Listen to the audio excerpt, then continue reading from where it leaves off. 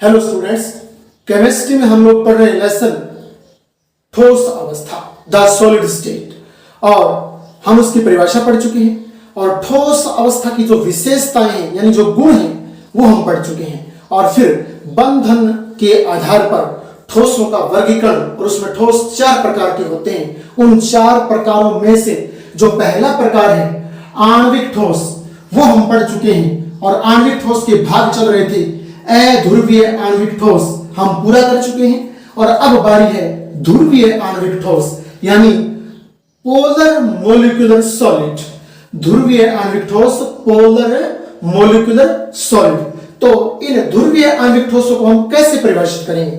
यानी वो ठोस जिनमें उपस्थित जो अणु हैं, उन अणुओं में ऐसे परमाणु उपस्थित होते हैं जिन परमाणुओं की विद्युत ऋणता में पर्याप्त अंतर होता है। या फिर दूसरे शब्दों में आपको यूं बताऊं मैं, फॉर एग्जाम्पल, जैसे मान लीजिए HCl है। HCl में हाइड्रोजन परमाणु की विद्युत ऋणता आप जानते हो अत्यंत कम होती है, क्योंकि आवर्त सारणी में ये सबसे पहले आता है। और Cl, इसकी विद्युत ऋणता पर्याप्त होती है, बहुत ज्यादा होती है। तो फिर देखिए, हाइड्रोजन और Cl की विद्युत ऋणता में पर्याप्त अंतर हो गया, तो फिर ये पूरा जो अणु बना है वो अणु ऐसे परमाणुओं से बना है जिन परमाणुओं की विद्युत ऋणता में पर्याप्त अंतर होता है।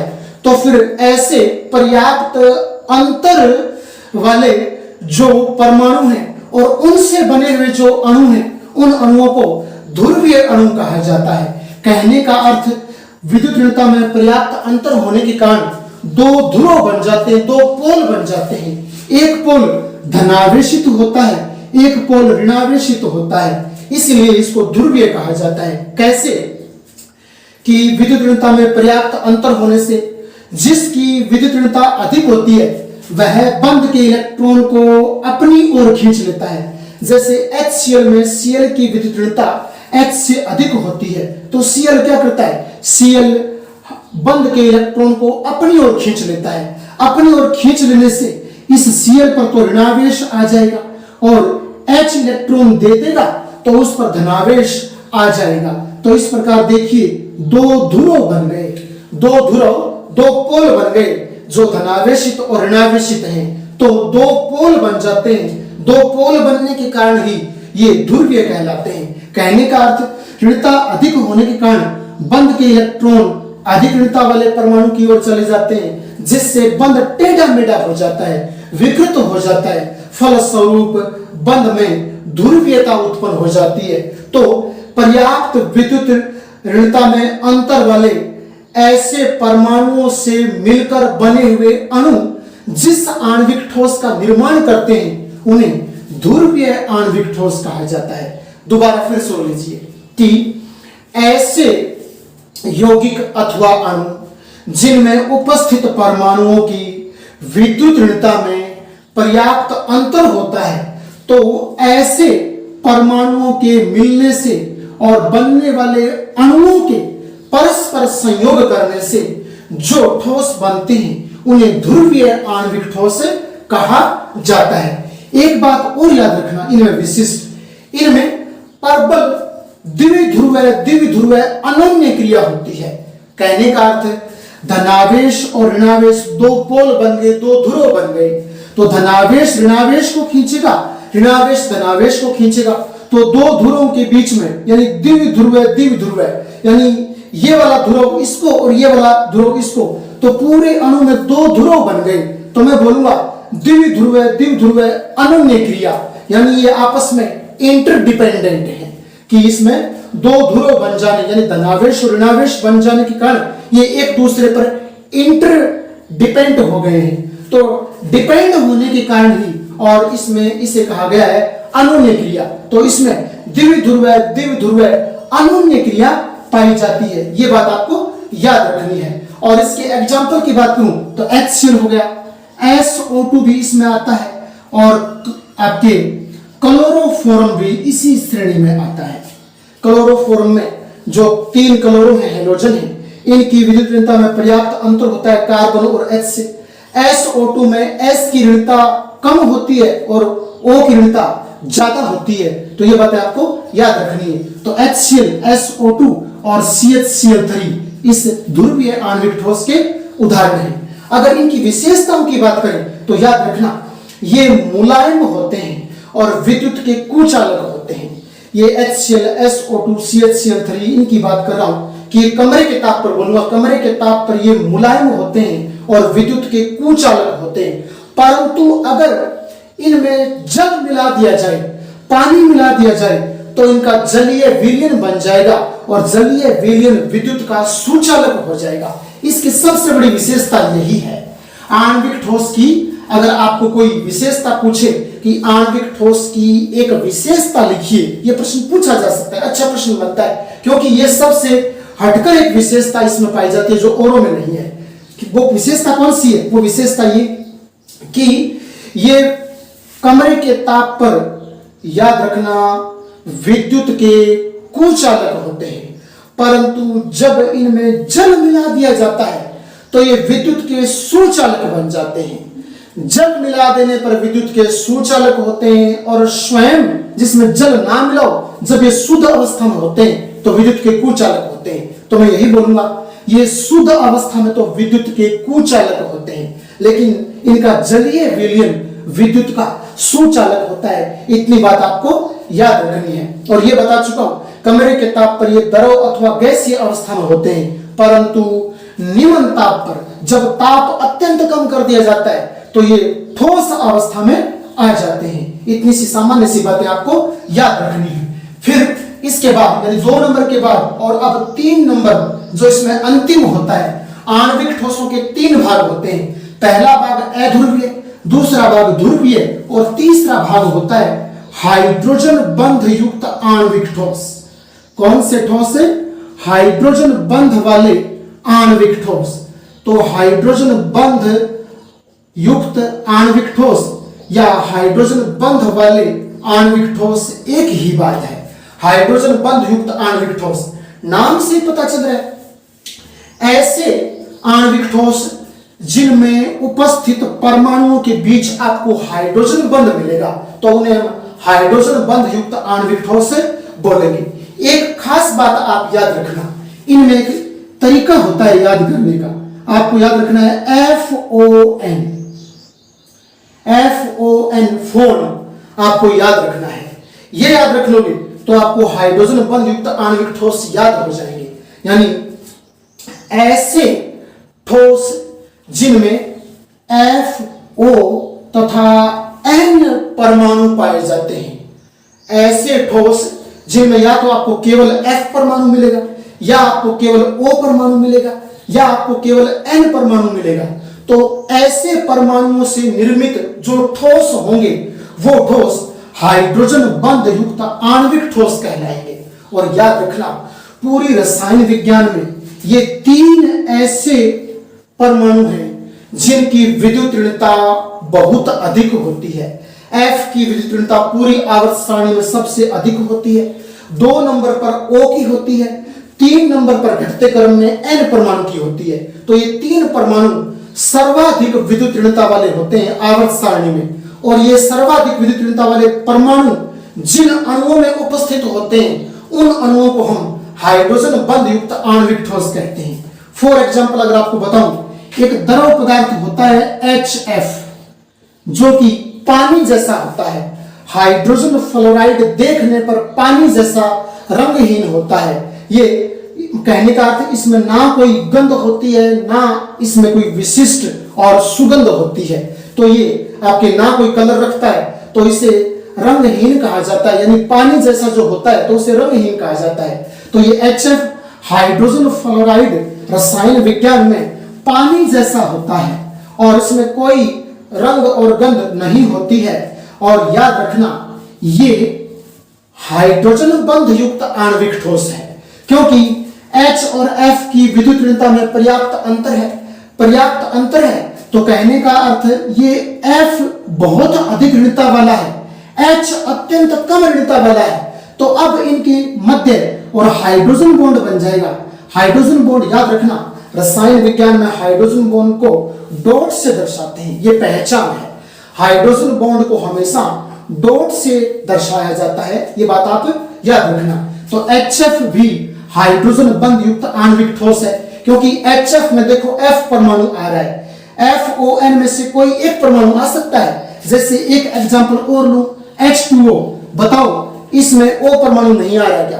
तो यहां से O उठाया, यानी जिसमें F हो सकता है, O हो सकता है, N हो सकता है। इसी प्रकार एक ले लीजिए एग्जांपल आप NH3 अमोनिया, तो ये भी इसमें भी N आ रहा है। तो फिर ये तीनों के तीनों जो एग्जांपल हैं वो हाइड्रोजन बंध युक्त आणविक ठोस हैं। और एक आपको अलग से याद रखना है, एक दुर्बल अम्ल होता है जो अत्यंत दुर्बल होता है केमिस्ट्री में, जिसे एसिटिक अम्ल बोलते हैं। और एसिटिक अम्ल याद रखना दुर्बल अम्लों की श्रेणी में शामिल है। तो ये दुर्बल अम्ल एसिटिक अम्ल के रूप में जो दुर्बल अम्ल होता है, ये भी हाइड्रोजन बंध युक्त आणविक ठोस होता है। तो आप परिभाषित करोगे, तो कैसे परिभाषित करोगे हाइड्रोजन बंध युक्त आणविक ठोस को? आप बोलोगे कि वे अणु जिनमें FON अत्यंत पर्याप्त विद्युत ऋणता वाले परमाणु पाए जाते हैं, वो अणु जिनमें अत्यधिक विद्युत ऋणता वाले FON परमाणु पाए जाते हैं, तो इन परमाणुओं से बने हुए अणुओं को हाइड्रोजन बंध युक्त आणविक ठोस कहा जाता है। HF इसका उदाहरण है, H2O भी इसका उदाहरण है, NH3 भी इसका उदाहरण है, और एसिटिक अम्ल भी इसका उदाहरण है। ये आपको याद रखना है। अगर मैं इनकी विशेषताओं की बात करूं तो याद रखना, सामान्य ताप पर जो ये आपके अणु है, कौन? हाइड्रोजन बंध युक्त जो आणविक ठोस है, ये सामान्य ताप पर द्रव अवस्था में होते हैं। सामान्य ताप पर HF द्रव अवस्था में होता है, पानी जैसा होता है। H2O खुद पानी है। NH3 अमोनिया गैस, याद रखना द्रवित करने पर द्रव में बदल जाती है, तो द्रवित अवस्था में होती है। एसिटिक अम्ल भी द्रव अवस्था के रूप में पाया जाता है। तो सामान्य ताप पर तो ये द्रव अवस्था में होते हैं, परंतु जब ताप अत्यंत कम कर दिया जाता है तो ये ठोस अवस्था में बदल जाते हैं, जम जाते हैं, अर्थात ठोस बन जाते हैं। ये बात आपको याद रखनी है। और एक खास बात और, ये अत्यंत कम वाष्पशील होते हैं। जब ये ठोस अवस्था में होते हैं, तब इनकी बात कर रहा हूं हाइड्रोजन बंध युक्त आणविक ठोसों की, कि ये अत्यंत कम वाष्पशील होते हैं, अर्थात ये भाप बनकर बहुत कम उड़ते हैं, यानी इनकी भाप बहुत कम बनती है, ये भाप बनकर नहीं उड़ पाते हैं। तो ये कहने का अर्थ कि इनमें अत्यंत कम वाष्पशीलता का गुण पाया जाता है। और फिर अगली बात करूं तो याद रखना, ये विद्युत के कुचालक होते हैं। ये जब ठोस अवस्था में होते हैं हाइड्रोजन बंध युक्त आणविक ठोस, तो फिर ये विद्युत के कुचालक होते हैं। तो इतनी सी बात आपको याद रखनी है। और ये पूरा हुआ। अब हमारा अगला है वो है आयनिक ठोस। अगला हम कौन सा पढ़ेंगे? आयनिक ठोस। आयनिक ठोस, तो देखिए आयनिक ठोस में याद रखना, धनायन और ऋणायन मिलकर के और जिन यौगिकों का निर्माण करते हैं उन्हें हम आयनिक ठोस कहते हैं। यानी वे ठोस जो धनायनों और ऋणायनों से मिलकर बने होते हैं उन्हें आयनिक ठोस कहा जाता है। और आयनिक ठोस की एक विशेष बात आप याद रखना, आयनिक ठोस में जो धनावेशित भाग है वो हमेशा कोई न कोई धातु आपको मिलेगी। जैसे Na सोडियम धातु होती है, इसके साथ Cl, तो ये धनावेशित भाग, ये ऋणावेशित भाग। तो आपको जरूर आयनिक ठोसों में जो पहला भाग है वो धातु के रूप में दिया हुआ होगा, ये पहचान है आयनिक ठोसों की। तो NaCl इसका एग्जाम्पल। जैसे इसके अलावा और बात करूं, CuSO4 कॉपर सल्फेट, तो इसमें कॉपर धातु। इसके अलावा जैसे CaSO4 कैल्शियम सल्फेट, तो इसमें कैल्शियम धातु। इसके अलावा अगर मैं और बात करूं तो जैसे मान लीजिए Al2SO4 की होल थ्राइस एल्यूमिनियम सल्फेट, इसमें एल्यूमिनियम धनावेशित भाग धातु के रूप में होता है। तो इन आयनिक ठोसों की पहचान है कि इनके आणविक सूत्र में आपको पहले धातु दी हुई मिलेगी। तो धातु हमेशा वो होती है जो इलेक्ट्रॉन त्याग कर धनायन बनाती है, तो इस भाग पर हमेशा धनावेश होता है, इस भाग पर और आपके धनावेश होता है। तो अभी मैंने धनावेश लगाया, तो वे ठोस जो धनायनों और ऋणायनों से मिलकर बने होते हैं, कोमा, आयनिक ठोस कहलाते हैं। क्या कहलाते हैं? आयनिक ठोस कहलाते हैं। और आयनिक ठोसों में याद रखना, परबल स्थिर वैद्युत आकर्षण बल पाया जाता है।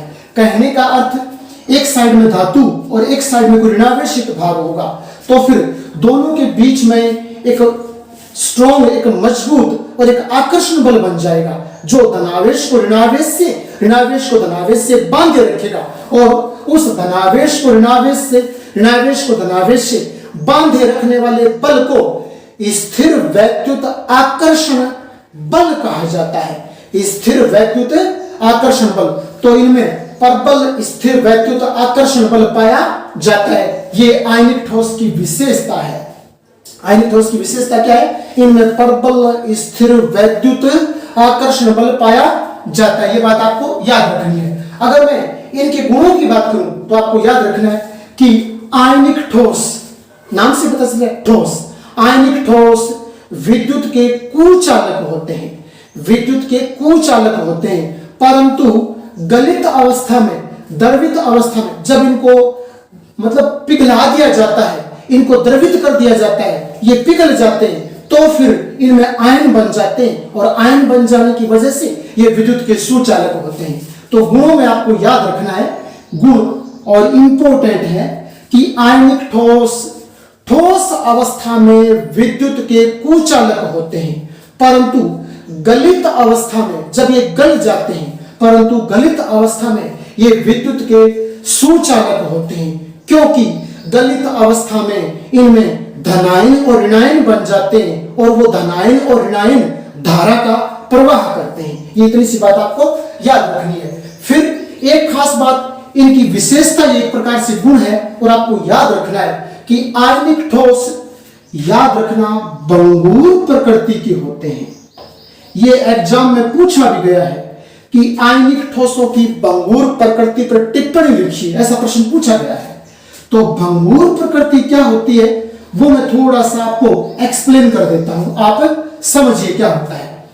मैं बता चुका हूं आयनिक ठोस है, आयनिक ठोस है तो आयनों से बने हैं। आयन दो प्रकार के होते हैं, धनावेश और ऋणावेश। तो पहले मैं आपको यूं बताता हूं, जैसे ये मैं आयन बना रहा हूं गोलाकार आकृति के रूप में, ये गोलाकार आकृति के रूप में मैं आपके सामने आयन बना रहा हूं, और ये मैं आयन इस प्रकार से बना देता हूं। आप याद रखना, इसमें हम एक हिस्सा धनावेश का कर देंगे, दूसरा हिस्सा हम ऋणावेश का कर देंगे, इस प्रकार से, क्योंकि आयनों में तो दो ही होते हैं, धनावेश और ऋणावेश। जैसे सपोज कीजिए मैं ये एग्जांपल मान लीजिए NaCl का ले रहा हूं, तो यहां NaCl में Na तो प्लस का हो जाएगा, Cl माइनस का हो जाएगा। इसी प्रकार यहां Cl माइनस का कर देते हैं, यहां Na प्लस का कर देते हैं, और यहां Na प्लस का कर देते हैं, यहां Cl माइनस का कर देते हैं। इसी प्रकार अल्टरनेट क्रम में और हम ये लगा देते हैं, अल्टरनेट क्रम में लगा देते हैं।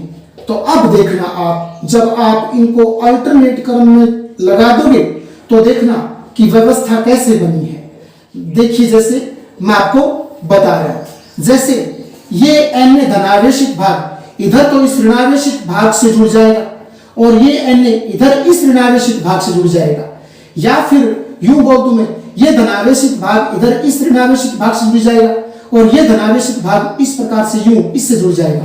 तो किसी भी साइड से देख लीजिए, एक धनायन और एक ऋणायन एकांतरित क्रम में लगा होता है, किनमें? आयनिक ठोसों में। और इस प्रकार से मैं यूं बोलूंगा, आयनिक ठोसों में धनायन और ऋणायन व्यवस्थित होते हैं।